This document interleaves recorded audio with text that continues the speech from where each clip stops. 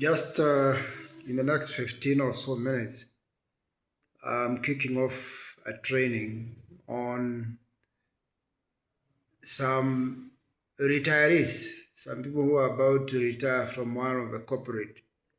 And what came into my mind and I asked myself is how prepared are you for your retirement?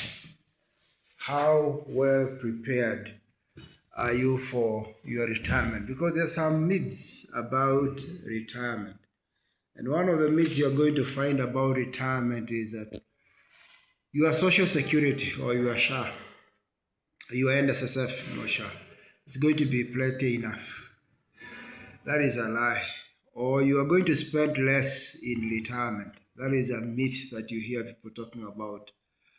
Or inflation does not matter. I want to tell you it matters.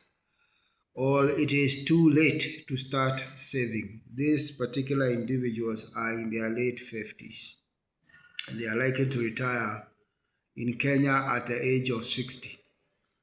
Other myths you'll hear is that I'll only live for a handful of years after retirement. You'll be shocked that you might live 30 years plus or 50 or 40.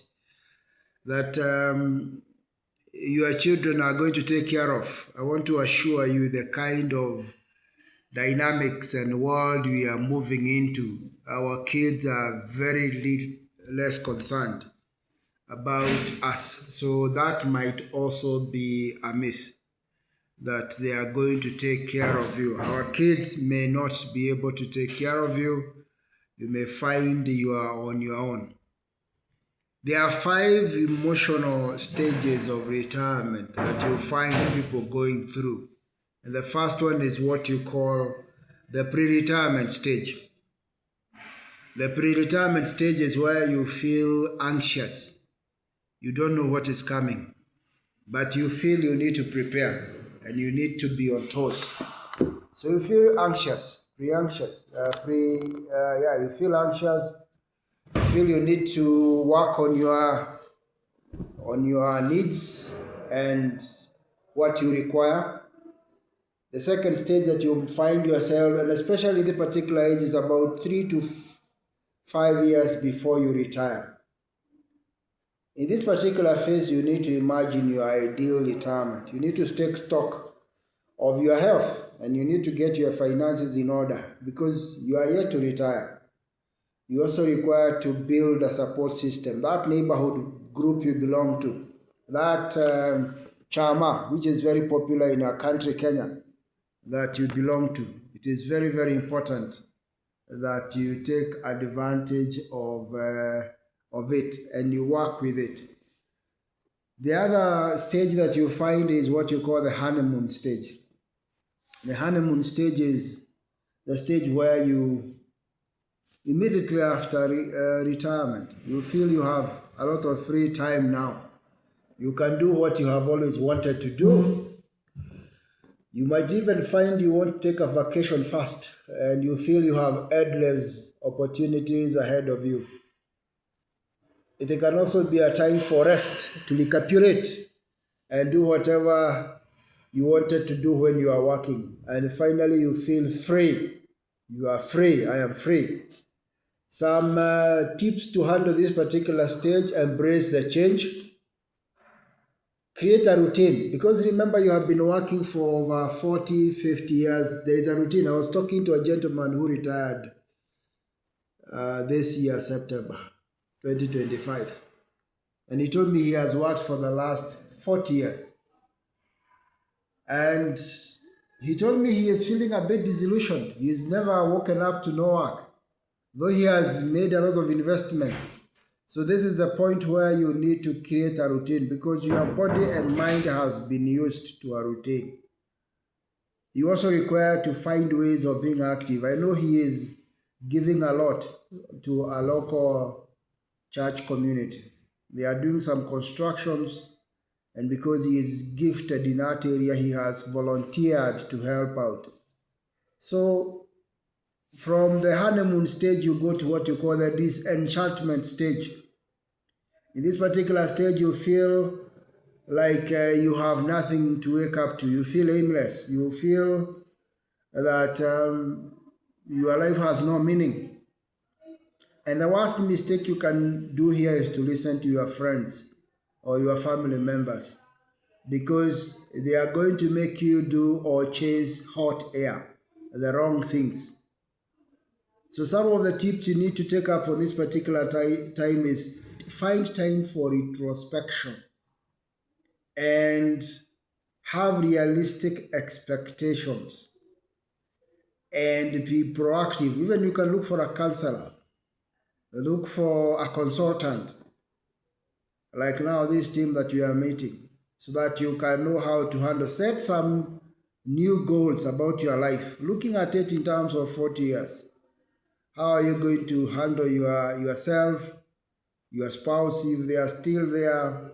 How are you going to handle your kids, the grandkids?